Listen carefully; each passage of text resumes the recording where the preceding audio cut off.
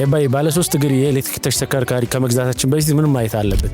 አንደኛ ቴክኒካል ስፔሲፊኬሽናቸውን በደንብ ማወቅ አለባቸው። ይሄ ማለት ምን አይል ነው ከመሬት ከፍታ ያለው የሚለውን አንደኛ ማየት አለባቸው።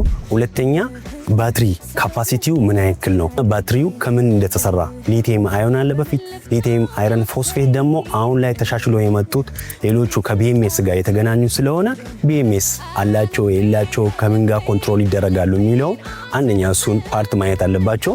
ሌላ የኮንትሮል ነው። ኮንትሮሉ ቶሎ ይበላሻል፣ ቶሎ የሚቃጠሉት አሉ፣ ውሃ በነኩ ቁጥር ቶሎ የሚበላሹት አሉ። ስለዚህ እነዚህ ምን አይነት ብራንድ ነው የሚለውን ብራንዳቸውን በደንብ ማጥናት አለባቸው።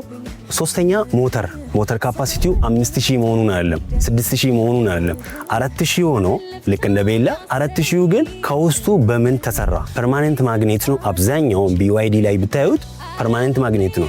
ቤላሚ ሞተርስ እየተጠቀመ ያለው የBYD ነው። ፐርማነንት ማግኔት ሲስተም ናቸው። ውስጡ ላይ ሲንክሮናይዝ አላቸው። ስንድሮቹን ተሻሽሎ የመጡ ስለሆነ እሱን አንደኛ ማየት ይኖርባቸዋል።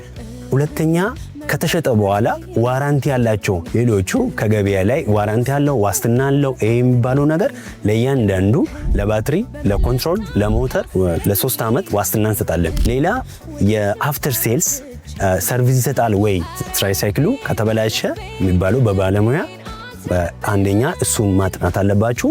ሌላ የስፔር ፓርት በቂ ያለው የለውም የሚለው ተሽጦ በኋላ ስፔር ፓርት አገኛለሁ ብሎ ወሪ ማድረግ የለበትም ከስተመር። ስለዚህ በዚህ ላይ ኢቤላ ሞተርስ ይህንን አሟልቶ ነው ያለው። ዋና እነዚህ ላይ ብትሰሩ የተሻለ ነው ብዬ አስባለሁ። እናመሰግናለን። ታንክ ዩ። እሺ